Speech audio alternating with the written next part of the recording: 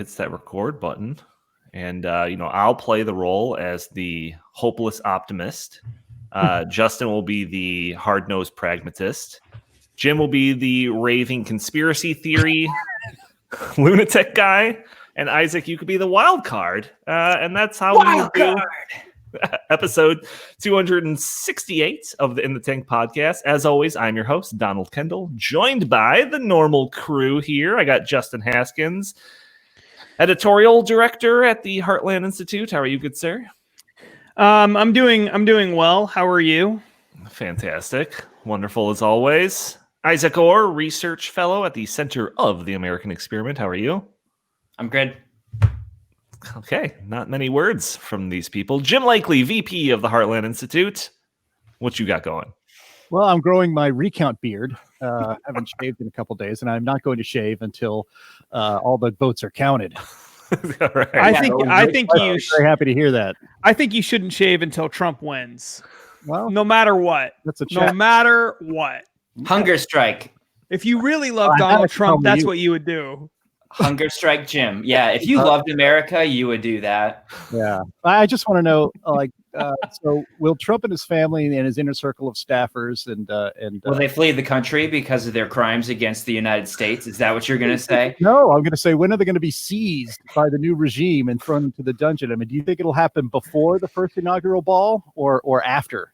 Or maybe during the inauguration? During would be fun. Would be great. Yeah. It'd be like Michael Corleone taking care of all family business while he's attending the Oh Christmas man, with nephew. if they have an inauguration, they're going to chant "lock him up." You know that, right? Like that's going to happen. It's going to be like the siege on the Winter Palace. It's just all going to happen like real quick, matter of hours. So yeah, this episode we're going to be talking about the election.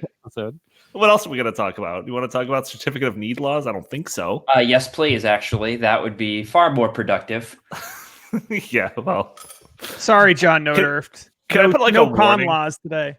Can we put like a warning on this episode? That's probably going to be full of wild accusations and Trigger warning. Yeah. baseless conspiracy theories. I think we need to get one of those lower thirds up for whenever Jim comes on the screen. We can put up a warning sign beneath it. potential fake news or something like that. That's what we need to we do. should do that. We should take the big tech line and just censor what. Yeah, that way maybe big tech. We're warming up the big tech. We're getting ready for our future. We haven't even posted this video to YouTube yet. It's already banned. Right, exactly. Yeah. They're pre-banning our videos. Yeah. Now. That's good. So, despite, a lot of people might not know this, but there was an election on Tuesday. It was a pretty important one. A couple of seats were up for election, including President of the United States. Surprise, surprise.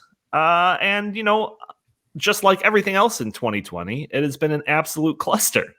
So it's pretty fitting. We should have expected this. Yep. So, but some people didn't, right? Like some people thought that this was just going to be walking away, easy peasy. I happen to remember three people on this call last week who showed me their map. That's a good point. Those maps don't look very smart right now, do they? Well, once Wisconsin and Michigan and Arizona all flip, I'll be pretty close. Yeah. Exactly. It's not who casts the ballots; it's who counts them. Donald. Oh, is that your favorite political figure that said something like that? Yeah, I mean, I have like I've got like Stalin. We got him on tape. We got him on tape, Donnie. His career's over. You are canceled. Yeah, you are canceled. I got like a little Joe Stalin bobblehead that's just in my car. I'm like, should we starve the Ukrainians? And it's like. Jim, go ahead. No, I mean the media is who got it the most wrong. They had Biden winning. I think ABC Washington Post poll had Biden winning Wisconsin by 17 points. Yeah, they gave. That was always a garbage poll, though. Everybody knew that. That makes me feel better about me getting it wrong a little bit on the other side. It wasn't that wrong. They gave Biden a 10-point lead nationally. It's he's going to win the popular vote by I think 3%.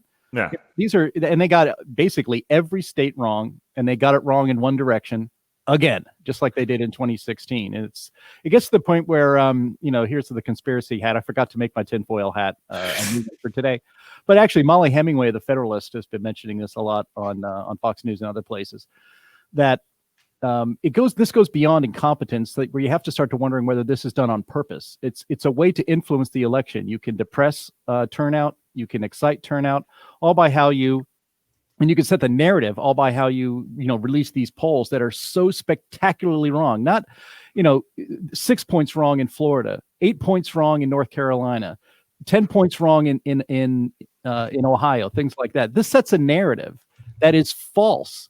And you start to have to wonder, is this narrative set falsely on purpose, or is it just an accident? And the fact that the accidents always keep happening in one direction that help a Democratic candidate and harm a Republican candidate makes you think perhaps this isn't an accident. This is part of the plan. Well, couldn't you also argue that it kind of encourages complacency on the other side? Like, oh, he's going to win. Hillary's so far ahead, she doesn't even think of Trump. Like, I'm not going to waste my time on a Tuesday to go vote. Yep. That's exactly what happened in Minnesota, like in 2016, because Trump lost by, I think, only 44,000 votes, and he lost this time around by a couple 100,000. Yeah. I mean, he got trounced. So I do think that that's part of the, like, people got complacent here, at least. That's definitely the story. Like, it wasn't that there was some like large purple awakening in Minnesota. People here are still dense. Sure. Yeah. Well, so, I mean, that is a good point, though. I mean, as bad as my prediction was, I won't speak for all of you. As bad as my prediction was, it was certainly better than this giant blue wave prediction that was pretty much the consensus across the media. So that didn't happen. So should we start off with some good news? How should we even go about this? I mean, I feel like we're already days past the election, so we shouldn't really do like reactions. Oh, I was excited at 8:00 on Tuesday, and then my excitement kind of faded. Whatever. So maybe we should just kind of talk about some of the actual outcomes, right? Because this was far from the big blue wave that's was going to show this humongous rejection of Donald Trump and Republicans across the country. That didn't happen. So I guess we should start there. So Jim, Justin, one of you want to kind of take that? Well, I mean, I could start, but I'm a little worried that once I get going, Jim's going to have an aneurysm and die. So he might want to go first, and then we can kind of go from there. Because I want to hear his take, but I don't want him to die before I hear the take. So, okay. Well, I mean, look, I'm not very happy about the results of Tuesday, although they're still outstanding, and we don't know what's going to happen. And we will talk a little bit about that surely as the podcast unfolds. But there is some good news. I mean, the idea. The left spent $100 million to defeat Lindsey Graham in South Carolina. He trounced his opponent. Poor Lindsey Graham was on Sean Hannity every night saying, "Help me, donate to my campaign. They're outspending me 5-1. I'm going to get creamed." And he destroyed his Democratic opponent. They poured another $100 million in to defeat Mitch McConnell in his Senate seat, the majority leader of the Senate in Kentucky. $100 million, and he trounced his opponent all across the board. I think $1 billion was spent on House and Senate races by deep-pocketed, leftist donors, and they failed almost everywhere. And so this is not only was there no big blue wave, the blue wave of 2018 is actually receding right now. Fox News, oh my God, don't even get me started, but Fox News, which called Arizona for Joe Biden when about 3% of the vote was in. Well, yeah, because he won it. No, he didn't win it. They also said he's already won it. They also said, let me finish. They also said, put that aside. We'll talk about that later. They also said at the same time that the House is going to stay in Democratic hands and they are going to gain 5 seats. As it stands right now on Thursday afternoon, it looks like the Republicans are going to be the ones picking up like 5 or 6, maybe even 7 seats. If Nancy Pelosi can hold on to her majority in the House, and it's a probability, it's probably going to happen. Her margin of majority for Democrats in the House is going to be about 5 or 6 seats at best. They went into last night with 223, with a 223 person majority out of 218 needed for a majority, a bare majority in the House. And so it's not just not a blue wave. It is the blue wave is now come back out to sea, and it's actually on the congressional side, on the United States Senate side, and in state houses. That's another thing the deep pocketed left spent a lot of money on, were state house races across the country, because this is an important year for that, because it's the state houses that draw congressional district lines throughout the country. So they wanted to take back, George Soros especially wanted to take back all these state houses. Nope. The Republicans in most all places have only increased the majorities they had before. And so if you want to take something positive out of this, if you are not a leftist, if you're a conservative or a Republican or a libertarian, the good news is that on the ground, all across America, the Democrats have actually lost big. And there's now talk that Nancy Pelosi will not have the support to retake the speakership if she retains a majority in the House. So that's not something anybody would have thought, or certainly was even hinting about talking about on Monday. AOC is going to take over that role. She would certainly want to, I think, but there's oh my God, can you imagine that? The current leadership and the current state of the Democratic Party, because I guess only leftists are around now. I don't know. House Majority Leader AOC. Oh God. Oh, sorry, she's offended by that. Alexandria Ocasio-Cortez. So yeah, but like the other one, I think you kind of briefly mentioned this, is the Senate is going to stay Republican. So a lot of the things that we were really kind of worried about, if there was this blue wave and they were in control of all of the legislative and executive branch, is that they could do all types of things, pack the court, grant statehood to Washington, D.C. and Puerto Rico. So it seems like all of those things are on hold for at least a couple of years. So Green New Deal off the table. Do we know what the majorities likely look like in the Senate right now? I mean, they still haven't called the North Carolina race, but they think that he won it. So Justin, do you happen to know? It'll be about 52 seats, more likely than not. It'll be 52 seats for Republicans. We have to wait for a runoff election in Georgia to get that official. And I believe that runoff election, Georgia has a law where you need at least 50% of the vote in order to win. So there's a runoff election that's going to happen, I think, in January. Okay. But it's very likely that the Republican will win there. And so it'll be 52 seats if that Republican wins, assuming that everything in Michigan stays the way that everyone has been projecting the past 24 hours or so. So yeah, 52 seats. They had 53 going in, so they only lost one seat. Sure. So Justin, just kind of add to that that idea of good news. I guess we'll start off with the good news stuff. We'll move on to some of the bad news and in the middle news, but add on to some of this good news stuff. Yeah, I mean, I think everything that Jim said there is exactly right. I think the state house thing is absolutely huge for redistricting. Is a big part of it for state policy. It's a huge part of it. What happened in the Senate is it cannot be overstated. This is a massive win. The Senate was more important than the presidency. It's not getting the attention, but it is more important than the presidency because Republicans and the right in general, we can survive without the presidency if we have the Senate. Yeah. But if we lose the Senate and we win the presidency, then you're still hampered as to what you can do pretty severely. And I think that having the Senate is in many ways more important for that reason. And there's closing that gap in the House is important because there's a midterm election in 2 years. And Republicans historically do much better in midterm elections than Democrats. It didn't happen in the last midterm, but that was because there was a reaction to Trump. Historically, Republicans do very well in the midterm elections. So by narrowing that gap in the House, it sets up Republicans in 2 years to possibly take the House as well. And that would be obviously a huge deal. That's what happened in the first 2 years, after 2 years of Barack Obama. 2 years into his first term, that's when the Tea Party emerged. That's when they took the House back and threw Nancy Pelosi out. And so that could happen again in 2 years. There were also there were some ballot initiatives and some big things that were that the left was really pushing hard for. There was an affirmative action vote in California that failed, that a lot of people thought was going to be successful. The progressive income tax, the so-called fair tax in Illinois, died, which surprised a lot of people. Surprised me because Illinois, you know what I think about that state. Yeah, Illinois, I thought was ready to commit economic suicide, and it turns out that they aren't quite there yet. They've got a little more life left. Yeah, they're not willing to step off the ledge quite yet. What was the margin on that? Do you know? It was big. I think because it was 40. They got 45% yes for the fair tax, but in Illinois you needed 60% for it Yeah. So they weren't even close. Right. They weren't even close to getting it passed.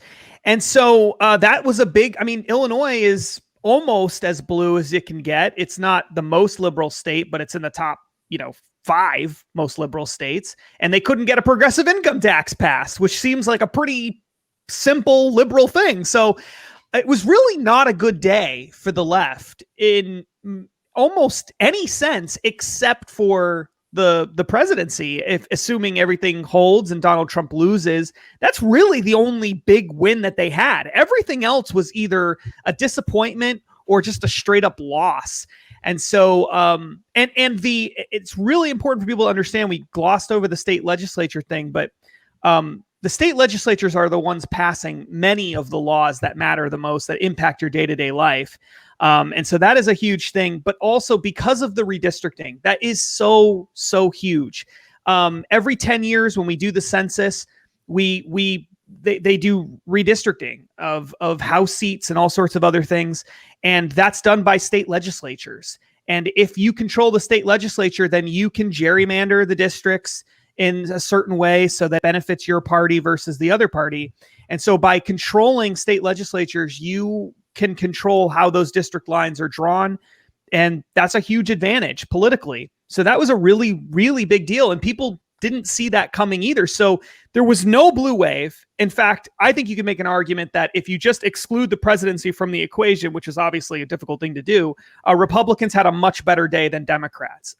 It's only because of Donald Trump's loss that you can say it was not a fantastic win for the right. Yeah, and I think that was pretty apparent fairly early in the night, where some of the earliest results that came in. I know that they called Virginia for Biden really early, way too early. But one of the other ones was Florida, and that was called for Trump. Well, I don't think they actually called it, but it was clearly going to Trump pretty early in the night. And I think that if there was this blue wave and it was just a total nationwide rejection of Trump, and we saw Florida go blue really early on, I think the night could have been over real quick. And I probably wouldn't have been watching until midnight, all of these results coming in. But no, that's not what happened. Trump did very well in Florida. And almost 400,000 votes. That's the most any candidate has won that state in at least 5 presidential election cycles, I think. And I totally forgot about the story until somebody brought it up on Twitter on that night of. But Bloomberg, or Mini Mike, as he's known around these parts, he pumped there was a headline that was suggesting that he pumped what was it, $100 million into that election to make sure that Florida turned blue. Well, guys, can I interrupt quickly? Uh-oh. Kanye West concedes presidential run. Looks to 2024. No. And the broadcast. I'm done. I guess the recounts are over then. Mini Mike, you were saying Mike. But yeah, Mini Mike. What a waste of money. Oh my God. What a colossal waste of money. That was a make-work program for Democrat operatives. That was not a waste of money. It's Corona economy, man. That's good work for them. It really is amazing how totally and completely ineffective the left has been at winning all of these races, despite having all of that money pumped into one election after another all over the country. Nobody wanted what they were selling. I mean, really, it was a huge failure for them.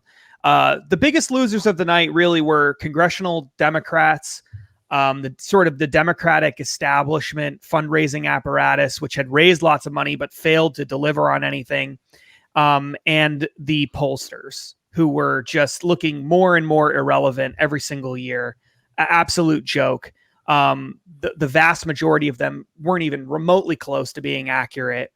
And so, I mean, look, again, if you take the presidential election off the table and you just look at everything else, it was a really good day for people who support individual liberty and who want free markets. I mean, it was a really good day in a lot of respects. It's hard to look past the presidency and see that, but that was the case.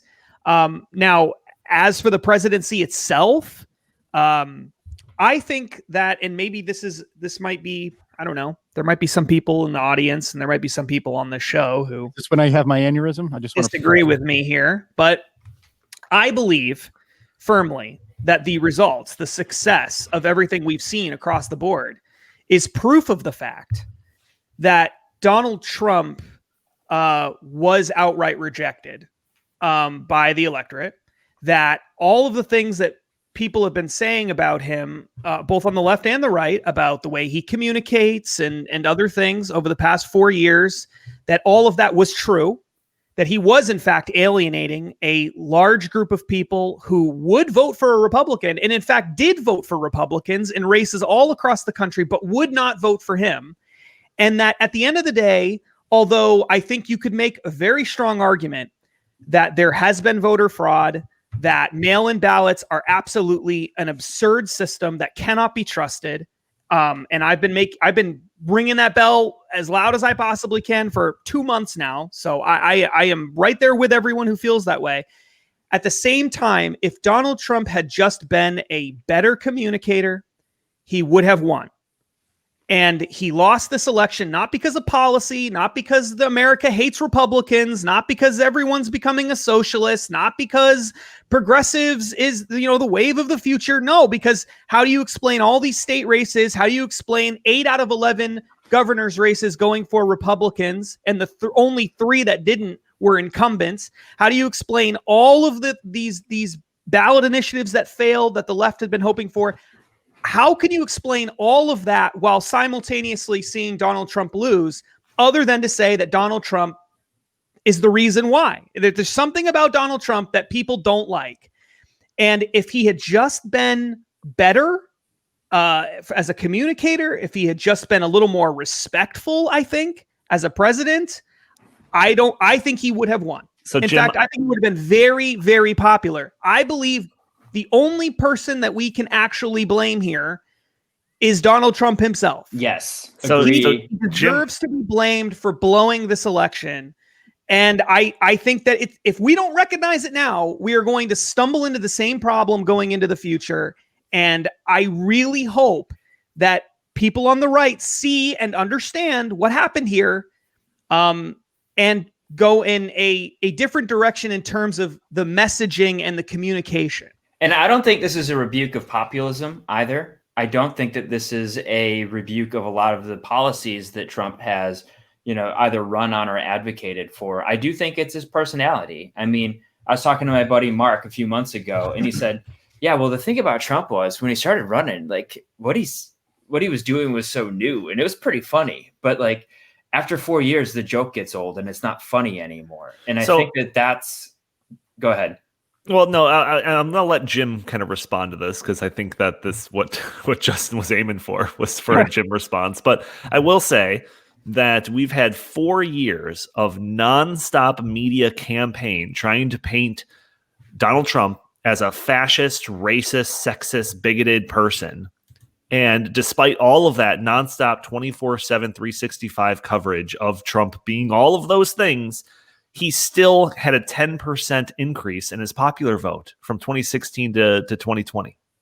So I don't know if it's a complete rejection of Trump, because it seems like he's gotten more votes and more. Clearly, it's not a complete rejection, because there's still a theoretical pathway for him to pull this out, right? So we don't know. This is Thursday at 12:30 Central Time that we're recording this. So we don't know what the results are going to be. It's still possible that we still have, the tweeter in chief. But if we don't, we need to honestly and kind of open-eyed take an evaluation of why. Yeah, we'll have that conversation of what the future holds. But Jim, care to respond?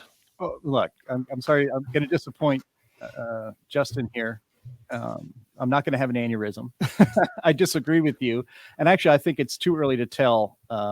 Certainly we don't even know who won the election, and it's really too early to tell. It can be, you can make observations and see if Justin's theory is correct. I will just note that earlier on Twitter today, I don't remember, I didn't think I would need this and decide it, but there was a Democratic operative who was talking about the House and state legislator races across the country, and said that there is no doubt that Donald Trump had coattails. And that it helped down ballot in a lot of races that they expected to win. In a lot of these races, they didn't even get close. And so I just put that out there as a data point. Again, we can do more research on this in the future. But Justin, what you're basically saying, if that is the case, so that all of these, down ballot Republicans won. So basically, Donald Trump had coattails without a coat. I think that's how Ben Domenech put it in his email this morning. So I'm not quite sure that theory is going to hold up.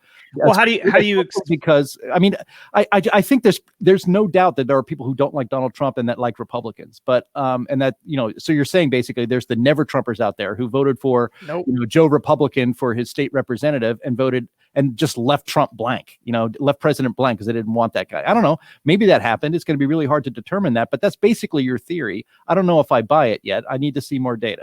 No, I'm not saying that. I'm not saying they're never Trumpers. I actually think a lot of the people who call themselves never Trumpers voted for Trump.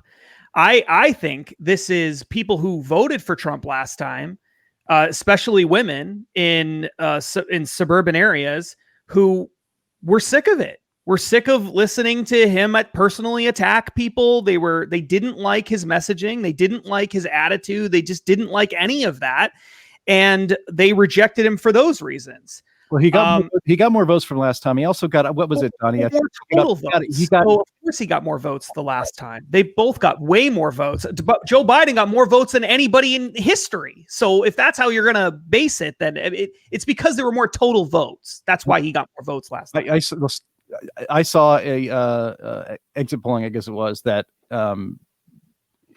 Donald Trump actually had as a strong base of married women. So there's your suburban, COVID moms. Married women preferred him to Joe Biden. Joe Biden dominated with single women. I don't know if it's an easy answer because. So why did he lose? I don't know. We don't know, and we don't even know. I think we do know. I think we do know why he lost. He lost in suburban areas. That's why he lost. And he didn't do as well in suburban areas as he needed to. That's why he lost. There's no doubt about that. We already know that. And it's all about so maybe he won among Hispanic voters, by the way. Well, yeah, that's true, but obviously not as many. That just proved my point. That proves my point, because if he did better with blacks and Hispanics, then he has to have done worse with someone else. That's the whole point. That's my point. What I saw is it was white male voters did not vote for him in the same way, to the same degree that they did against Hillary Clinton. So that's, probably the suburbs, who knows where it is. But just because he won a majority of those votes, it doesn't mean that he didn't, maybe he lost ground. So instead of winning 60-40, he won, 55-45. And then all of a sudden. Well, hey, Justin, let me ask you this. So you're talking about how you think that his abrasive personality turned off some voters, correct? Correct. So don't you think that, so that's one side of the ledger. On the other side of the ledger, his rallies and all of that stuff in the show that is Donald Trump definitely encouraged some people to go to the polls.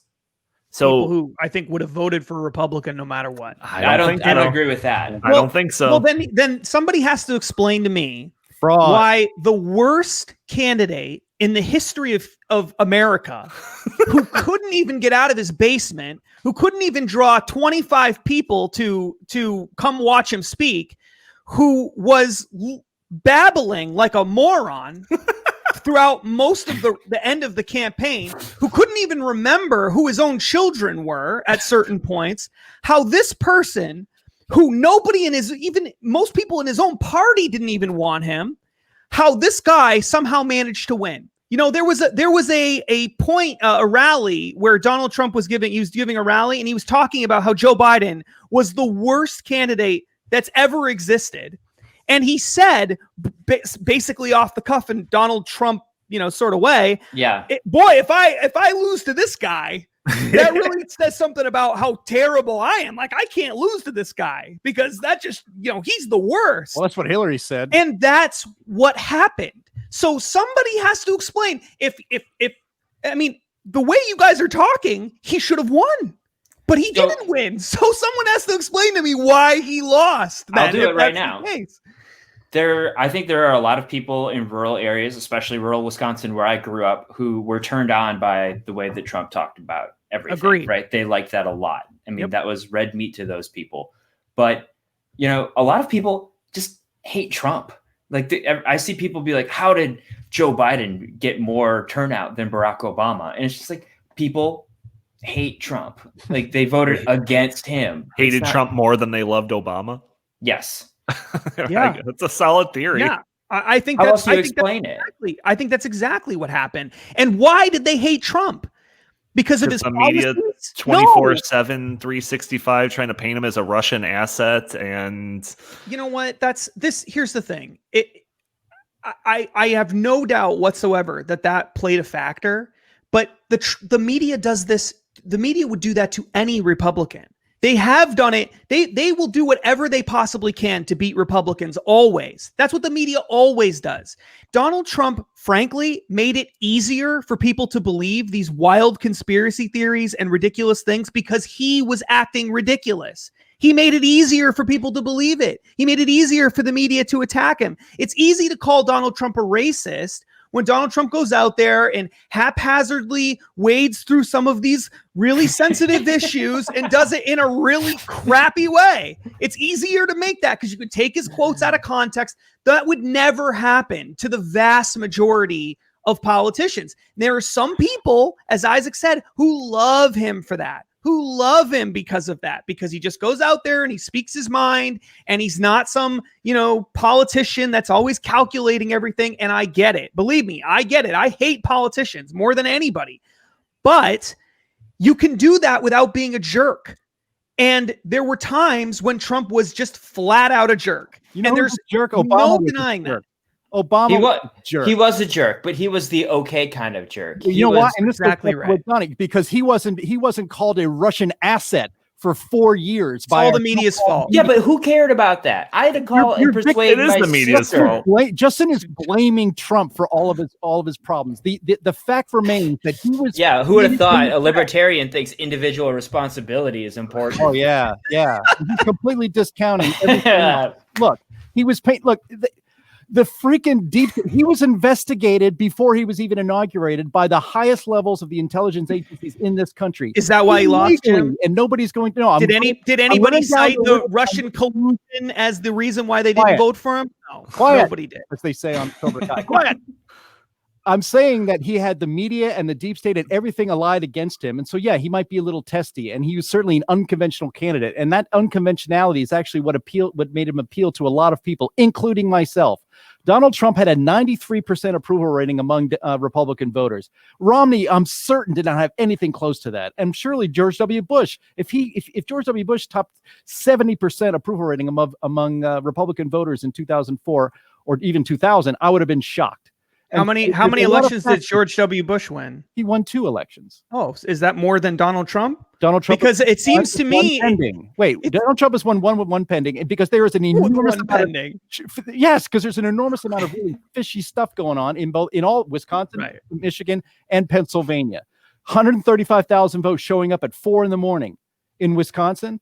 Another 128,000 votes showing up at 4:30 a.m. in Michigan. This is supposed to be normal. And the idea of just I want answers to why these things are happening, why all these anomalies are happening in all of these swing states, all of them controlled by Democrats. I want to know why Florida, which has, I think they had 10 million votes in Florida, or a little more than maybe 11 million votes in Florida. They can get their stuff together. I got to stop from swearing here. They can get their stuff together and get those votes counted, but Pennsylvania can't. Why? Because of the way Nevada not even going to have their election results done until they just announced it just now. I just saw it on Twitter, until November 12th. What the hell is going on here? Why is this all happening? Because this is again. So Trump has not lost yet. We're going to find out how much fraud has been going on. There has been, and there is fraud going on right now. Most of the reason why it's taking so much longer to vote, to count the ballots in all these other states, is because in Florida, they've been counting ballots as they've come in. And in all these other states that are taking forever, they had laws on the books that required them to wait until election day to start opening the absentee ballots. That's why. And why it's not some crazy conspiracy. No, that's the law. Actually, do you know what? There's a great advantage for you if you are interested in committing election fraud to wait until after the election to count up all of the other ballots, because you know how many you need to make sure it goes your way. You could argue it the other way. You're arguing. So you're arguing that they deliberately passed. These laws were in many cases. These laws have been in effect for a long time. So you're saying in many of these cases, the governors or the Secretary of State are establishing new election law on the fly. That's not what happened in the states that you just cited. Oh, in Pennsylvania. Are you telling? Wait a minute. Are you telling me that the state of Pennsylvania, through the legislature, passed a law that the governor signed that said that they can keep the deadline for submitting ballots until Friday after the election? You're telling me there's a state law that says that? It's not the case. That was the court that made that decision. Yeah, actually, but these are the courts that are also controlled by Democrats. This was set up the law from the beginning to allow. Jim, that's a red hair. Republicans wanted them to change it so that they would count them before, because they were coming in for 2 months. And now, because they know how many they need, suddenly you can't watch the count. Nobody's allowed to witness anything. You have, tens of thousands of ballots just showing up. Nobody has any idea where they've come from. You have levels of voter participation happening in many precincts in Philadelphia and Detroit and Milwaukee that completely blow away any expectation. Like 90% participation rate in the city of Milwaukee, which is just about impossible. Same thing happening in Philadelphia. There are fewer Democratic voters in Philadelphia today than there were in 2016. And Biden is outperforming Hillary's take, I'm going to put quotes around that, Biden is outperforming Hillary's take by like 20,000 votes. This is just not, maybe this is conspiratorial. Maybe there's a perfectly reasonable explanation for all of these anomalies, but no one has actually even tried to give me an explanation. It's very important that our elections have integrity, and nobody in power anywhere is offering any good explanations for all of these anomalies. I just want a freaking explanation. So what I don't understand though is why then were so many other Republicans so sick at this widespread voter fraud, and you're going to go through this trouble of like creating all these fake ballots to swing it to somebody else. Why is it that all these other Republicans are winning? How come the fake ballots don't have the Democrats winning all those other seats too? Because there's no Republican running for Congress in the city of Philadelphia, dummy. They're all out in the suburbs where they're getting all these votes, or in these Democrat controlled enclaves. Yeah. No. Look. I understand. Hold on. I totally understand. Jim is angry because he loves Donald Trump. Okay, cannot deal with the fact that Donald Trump may have been alienating people for the last 4 years. He can't handle it. And I understand because I totally get it, but that's exactly what happened. The vast majority of people who voted for Joe Biden did not vote for Joe Biden because they love Joe Biden. Okay? Nobody loves Joe Biden. Sure. I'm not sure his own family loves Joe Biden based on the text messages that I've seen. I don't think anybody wants Joe Biden to win. There were a bunch of people, though, who said, I hate Donald Trump so much, I will do anything to stop Donald Trump. And I don't understand why people can't just accept the fact that maybe this, as you called him, an unconventional candidate. I would say he was unconventional, sure, but he was also just like a rude jerk a lot of times. And that turned a lot of people off. And I don't know why this is so shocking. Like, this is just unbelievable thing. There has to be some conspiracy theory that explains why some guy who's constantly insulting everybody isn't winning elections. Well, maybe you win elections by not constantly insulting everyone and spending less time on Twitter and more time carefully thinking out the things you say before you say them. It's not rocket science. I believe Donald Trump is probably the best president we've had since Ronald Reagan. In fact, I don't even think it's a probably. He definitely is the best president we've had since Ronald Reagan. And the vast majority of his policies were excellent policies. But you don't win elections with many people based on making good policy decisions. You have to be a good communicator. And you would think that a party that obsesses over Ronald Reagan, the greatest communicator ever, would know that. But instead, they chose somebody whose entire political candidacy is based on wanting to constantly throw grenades at everybody. So there's a bunch of loose ends here that I want to start tying up, because there's a couple of other angles of this story that I want to talk about. So, Justin, if Marco Rubio was like the president and he was going for re-election right now, do you think he would have gotten as many votes, less votes, or more votes than Donald Trump in 2020? I think there would have been fewer total votes. So I don't know, that's kind of I don't know the answer to that question because I think the reason I think there would have been fewer total votes for everyone. But I think he would have won. Yeah. I think he would have won re-election without question. I think he would have won re-election. In fact, I think he would have steamrolled Joe Biden. In fact, I think the vast majority of Republicans would steamroll Joe Biden. But Joe Biden was a horrible, horrible, horrible candidate. But let me get this straight. But I don't know. Not because he would get more votes than Donald Trump. Just because the other side wouldn't have hated Marco Rubio as much to vote for someone with dementia. I mean, I think it's very. How can you're asking me to take an extremely abnormal electoral situation and to apply a totally different candidate to it? It's not the same thing. My hypothesis is that Donald Trump has attracted way more people to the Republican Party than any just standard politician would. Then why did he lose? Now, I think the blowback of that is that he inspired quite a lot of hate. But I wonder if that hate is specific to him as a candidate or is going to be generalized over the Republican Party in the future when Donald Trump's not on the ticket. I think we already know the answer to that because if it was generalized, then you wouldn't have you would have blue wave. So then we didn't have a blue wave. That's so then you're agreeing with the fact that they hate Donald Trump, not the Republican Party. So then you're agreeing with me. I'm agree. I guess so. Yeah. So then you could say that looking forward, Donald Trump was actually a humongous, good thing for the Republican Party in the long term.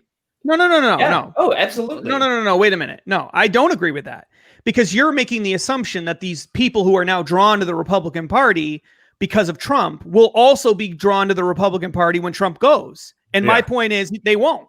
I don't think that that's the case at all. I think that if there is more people voting because of Trump, I think they will not vote once Trump leaves. Just like there are all these people I think he red-pilled a lot of people. I think he red-pilled a lot of people that are going to continue to vote Republican going forward. It depends on who, though. It depends on who. Like if you trot Mitt Romney out there, like I'm not going to vote. Well, okay. But that's the thing. Like you need to keep up. You need to find somebody who can be populist like Trump, but also able to turn it off once in a while. And I think that's a recipe for keeping a lot of the folks that came over. But yeah, I don't know. Like, well, I do want to get to that, which is just kind of like the future of the Republican Party going forward. But another loose end that was kind of brought up that I want to tie off here is just the integrity of elections. To me, with all of the stories that are coming out, all the things that Jim was just referencing, I have absolutely no faith in this election system at all. And I think that it was naive of me to have it at all in the first place, to even be destroyed by what's going on in 2020, because the amount of fraud and stories of stuff that's going on, hinky stuff that's going on in these states across the country, it's not like it just started this time. Like there's stories, I was talking to Justin earlier, there's stories during the John McCain versus Obama election in 2008. There was plenty of fraud stories. I think those revolved specifically around Ohio, if I'm not mistaken. In 2012, same thing. So, like, I don't want to rehash the conversation we had before, but like this whole voting system that we have right now is so antiquated that I don't trust it as far as I can throw it, which is not very far. Look, in Michigan, they sent absentee ballots applications to every voter on their rolls, living, dead, or moved. Applications, but not actual ballots. I know, applications, not actual ballots. Some states send the ballots, some send applications. Some states you have to call, you're informed and you have to contact them and then have something sent to you. But this whole thing with COVID, and it was set up to encourage fraud. I mean, there's just no other way to get around that. James O'Keefe has a new video out just today, video of a postal worker in Michigan saying that his supervisor told him, see those ballots there, put the postmark from yesterday on those and get those things delivered because they had come in late. Oh, well, I guess we're just going to let that go. There's stories of people, it's illegal to politic in a polling place. But it happens on both sides. I think it happens more on the Democrat side than the Republican side. Certainly, there's video evidence of this happening. Nothing's ever done. The fact remains that it is very easy to break election laws, and before the vote happens and after the vote happens, because and especially now, there's the thing that gets me is like the reason I voted in person is that I know that the chain of custody of my vote is from my hand to the counter, and that's it. I didn't want to put my vote to chance that it's going to fall in the hands of anybody unscrupulous in the 15 people at the post office that are going to handle that ballot. I didn't want to take that chance, but we've basically taken that chance on a massive scale with millions of votes all across the country. And there are anecdotal evidence, but there's actual video proof of election fraud going on all over the place. Let alone looking at the statistical anomalies of over 100% voter participation in some precincts in Milwaukee, which just isn't possible. And it isn't possible because it is possible. Because people die, people move. Nope, but it's still possible. Yeah, but they've actually done how many were registered, how many same day registrations you would get. It's not plausible. But people had shown pictures on Twitter of them getting like 5 mail-in ballots in the mail for themselves, for people who didn't live there anymore or their dead grandfather. In Michigan, somebody who died in 1984 voted in this election. Somebody born in 1893 voted in this 2020 election. There needs to be, like you said, Donnie, there has to be a better way to do this. And there needs to be a better way to do this. I've actually now started coming around on your idea of like digitizing it or doing it online. That can't be worse than this. That can't be worse than what's going on right now, seriously. Because it is extremely important that people trust the election process. And right now, we have in Democrat-controlled states, we have Republicans insisting on being able to watch the canvassing and the counting of these votes. And they are being literally in Detroit, they padlocked the doors to keep people out from watching the count of the vote. This should not be happening. And that's third world garbage. This should not be happening in the United States of America. And I will be satisfied, and the American people should be satisfied when they count all the legal votes. Again, I can't believe I live in Illinois, one of the most corrupt states in the country. And when I went to my polling place, I went there. It's not a voter ID thing, but they asked for my name. I gave my name. They said, "What's your address?" So I had to have that memorized and have it out there right away. Fortunately, I have my address memorized. Thank God. Yeah, I know, right? And then they asked me to sign. For it. They said, "Look at make sure everything's correct. Sign for it." Then they compared my signature to the signature in my voter registration. And then the guy sitting next to him confirmed that agreed. So they both agreed that was my signature, and then they initialed it. Then I walked down the hall or walked down to another table and handed the guy my slip of paper. And then he had another guy witness that the piece of paper was initialed by the other guy over there. And then again asked me my name. And so, even though I didn't have to show a voter ID, that gave me a lot of confidence, even in the corrupt state of Illinois, that my vote was being treasured, that it was being protected. Right now, we have no idea where these ballots are coming from. When they just show up in the middle of a night, huge bags of thousands of ballots just show up, and we have no idea where they came from. There's no signature checking. Why aren't they checking the signatures on these ballots? Nobody will tell us. Nobody will say. They all just hide and just keep counting. This is actually, I think, I had very little confidence that any challenge to what I think is a pretty corrupt election process in many states was going to have any success. But I think the absolute brazenness of some of what's going on, and the absolute lack of any public explanation for all of these anomalies and strange things that are going on. There's not even an attempt to explain this to people. That is going to build momentum. And I think this will actually go to the courts in at least a couple of states. And look, it's extremely rare for courts to ever overturn an election until actually this year. There was a federal election that was redone, I think was it for Congress? It was in North Carolina. It was for right, Congress. North Carolina. That's right. That's why I asked you on that. And there were a couple of local races in New York and New Jersey that were thrown out and done over again because vote by mail is rife with fraud, and you can't. So let's just throw the whole thing out and do it over again. Now we're not going to redo it. We're not going to redo a presidential election. Look, we're not do it. Come on, Jim. Advocate for it. Let's do it. We're not going to redo the presidential election. Authorize but we should at least be able to have confidence that the votes that are counted are legal ballots that are cast by people who are actually alive and that actually live there where they said, and that were signed by actual people. If you can't do that in an election this important, then why don't we just vote on on our app? on our phone. Well, why don't we vote with our guns? Oh, God. Just kidding. I don't even own a gun. Yeah. Well, folks, I don't even own a gun. That was not a call for violence. That's right. The last kind of section I want to do is just kind of looking forward. So before we put the fork in Trump's chances, we should say that there is a pathway to victory. I still put the chances of Trump winning, north of 10%. So as we're recording this, it seems like Trump needs to hold on to Georgia. He needs to hold on to North Carolina. He needs to hold on to Pennsylvania, and then he needs one other state. So some that are kind of in play. I don't know what the current standings of this are. Arizona, Nevada. And then he's also challenging the rulings or the projections, I should say, in Wisconsin and Michigan. Right. So he just needs to hold on to the ones that he's got right now and then get one of those other ones. So there is a possibility. And like Jim was saying, some of this might go to courthouses to make that determination and all this stuff. So we're not ruling out Trump. There's a chance. There is a chance. There is a chance. But if things go the way that my pessimistic side thinks that it will, and it's granted to Joe Biden, I'm very curious to see what happens, or to get your guys' opinions on what happens to the Republican Party going forward. Because it seems like the party of Trump now is very far removed from the Republican Party of a decade ago under like John McCain.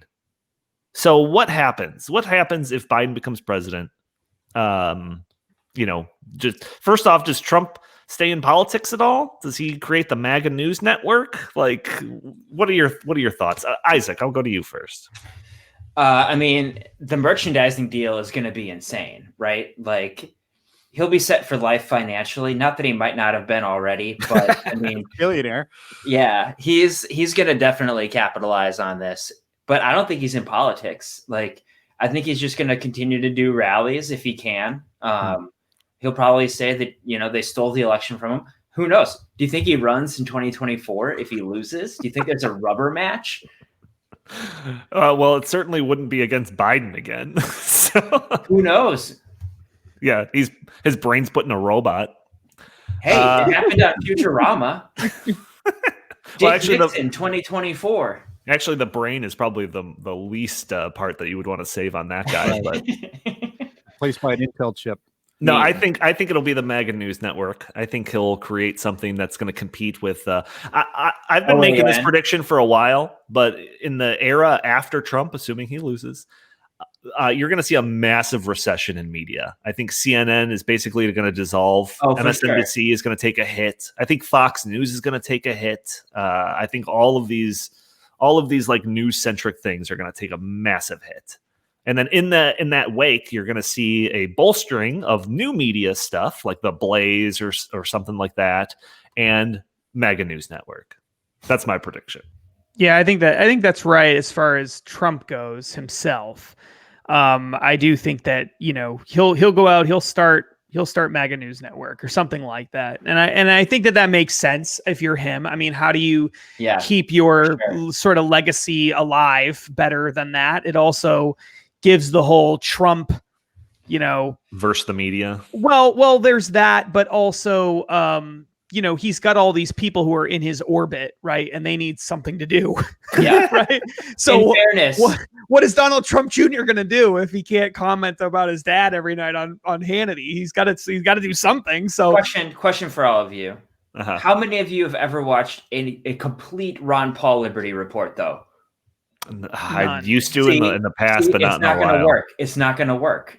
Do you think it'll work? Do you think MAGA TV works? I think, of course, it will. I think it will work. The Liberty Report is just like, I think there are a lot of people who are hardcore Trump people who are really angry at Fox News, who watch lots of news, I suppose, who could see themselves, and I could see them going to something that Trump starts as sort of we're the make America great again model, and right. Fox News is too establishment. It's Chris Wallace. It's they'll all hire those on kinds of people. Hannity, and he'll be their headline guy, and boom, you got it. I could definitely see something like that happening. As far as the party itself goes, Yes, I think if anything positive has come from Trump's effect on the party, I would say the most positive thing on the party itself is I think that the sort of establishment wing of the Republican Party has been absolutely bludgeoned to death by Trump.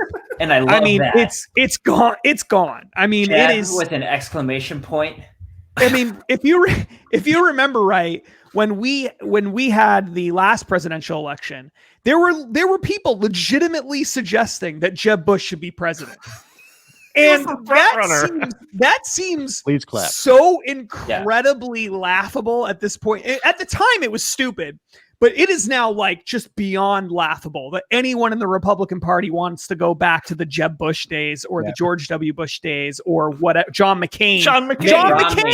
Mitt Romney. Mitt Romney isn't as bad as John McCain. I mean, these guys are people who would just be so quickly thrown out of the party today, and on the vast majority with the vast majority of people. So if Trump has done anything, it's that people have realized, you know what, we don't want that ever again. We don't want that. We want something better than that. The Tea Party was let's go to conservatism. Let's get away from the establishment thing. Let's move more towards conservatism. And then Trump took that to a whole new level with a populist kind of flavor to it and everything, and really capitalized on that in a way that the establishment didn't effectively capitalize on. So there's definitely something there. And then I would add to that he has also created a wing with, and I know there are a lot of people listening here. There are a lot of people at Heartland and Center of the American Experiment and elsewhere that don't necessarily agree with this. I'm not saying for or against, but in reality, what Trump did was give a voice to those people who are on the right, who are not big time, let's just have total free trade, global trade everywhere kind of people. There are a lot of people out there who think that's the right way forward. Trump definitely was not in that direction. He was more of a protectionist in certain ways, and definitely more of we need to make sure we have better deals when we have these deals. And that, I think, has been infused into the Republican Party in a way that it really wasn't before. And so I think that that's here to stay too. So I think those are the two biggest impacts on the party itself. With all that said, if you just look at the roster of who could potentially be the next Republican if Trump loses in 4 years, it's probably the same group of people, relatively speaking, that we had the last time, except for you can throw Jeb Bush out and John Casey. Other than that, it's probably the same. I mean, you're looking at Ted Cruz, Rand Paul, Marco Rubio. Those are the people you're going to see next time. You might get a Dan Crenshaw type person, but you're not. It's going to be largely the same people in that sense. But I think those changes are, generally speaking, for the better. So I think in that sense, Trump did have a very positive impact on the party, and he also taught the party that you have to fight back against the establishment media. You can't cozy up to them. You can't let Democrats. They're not going to embrace you. No, and George W. Bush was infuriating to watch because he was a punching bag constantly. He never fought back, and Trump. I think we've learned you can fight back and that there are benefits to doing that. You just have to do it, I think, in a little bit better way. I think Trump was he didn't handle it the way that I think it should be handled, but he did teach that important lesson too. So lots of positive things, I think, for the Republican Party going forward, in large part because of what Trump has done. As our elder, I'll give you the final word on all this. Because you have fewer podcasts left in life. Oh, that's true. I do appreciate that, being able to dominate the end here, since I'll soon be gone. The Republican Party, this is Trump's party now. I think it's going to be long remembered that people just did spontaneous Trump boat parades all across the country. There were caravans of cars going on for miles in the middle of nowhere in Arizona, just because Trump's a party. Trump's a good time. Marco Rubio, who Trump on the campaign trail during the primaries in 2016 called Little Mark Rubio. Little Marco Rubio was on the in Florida on stage with Trump singing the praises of Donald Trump. Ted Cruz, who Donald Trump accused I think he accused his father of being involved in the assassination of President Kennedy. Lion Ted. His dad is involved in the assassination of the United States president. Ted Cruz was probably Donald Trump's best advocate and best defender in the Senate. And even Rand Paul, Rand Paul, who personality you wouldn't think lines up at all. No. He went pretty easy on Rand, though. He just said he had weird hair, which is true. That's true. But this is the reason these guys, got behind Trump is because it's obvious that Trump has captured basically kind of the heart and the soul of the average Republican, and he has, as you mentioned, Donnie, expanded the base of the Republican Party, where it used to be, with the old establishment, the idea, the old cliche that is the Republicans are the party of Wall Street. Well, that's long been, not been true. The Democrats are the party of Wall Street. But Donald Trump made a lot of inroads with blue collar, regular Americans out there. He had a great appeal to them. You look at those parades, those boat parades, and those those caravans and all rallies and stuff. These are salt of the earth type people. These are blue collar people. These are the Reagan Democrats that are now re-energized. And I think the Republican Party is going to be a little bit more protectionist than it used to, not quite so free trade. They're going to be more like fair trade, and they're going to embrace, as you mentioned, Justin, the policies that Donald Trump had implemented, sometimes with bare knuckle style, was probably more conservative and maybe even got more accomplished than Ronald Reagan did in 8 years. The Republican Party knows that. They will embrace all of that. If Donald Trump does not have a second term, they will continue with his agenda, and we'll actually see that agenda re-upped in the midterm elections, in which you would expect Republicans to gain seats in the Senate and gain seats in the House and probably control everything except the presidency if Biden is president. And it will be because of the work Donald Trump has done the last 4 years. Yep, I totally agree with all that. I disagree, but well, we can talk about it next week. Yeah, we're going to talk about it next week. So that'll do it for this episode. Thank you all for tuning in for a new episode of the In the Tank podcast. Join us every Friday for a new episode. If you like our show, please subscribe. Write a review for us on iTunes. We'd greatly appreciate it. You can also find our stuff on SoundCloud, Stitcher, Google Play, YouTube, pretty much everything nowadays. If you'd like, you could follow us on socialist Twitter at In the Tank Pod. If you have any comments, questions, suggestions, feel free to email us at inthetankpodcast@gmail.com. Justin, where can the fine people find you? They can find me at Justin T. Haskins on Facebook and Twitter. Socialist Twitter, Isaac, or same question? Yes, sir. You can follow me at The Fracking Guy on Socialist Twitter, and you can find my writings at AmericanExperiment.org. Oh, wow. A real answer from Isaac. Jim Lakely, where can the fine people find you?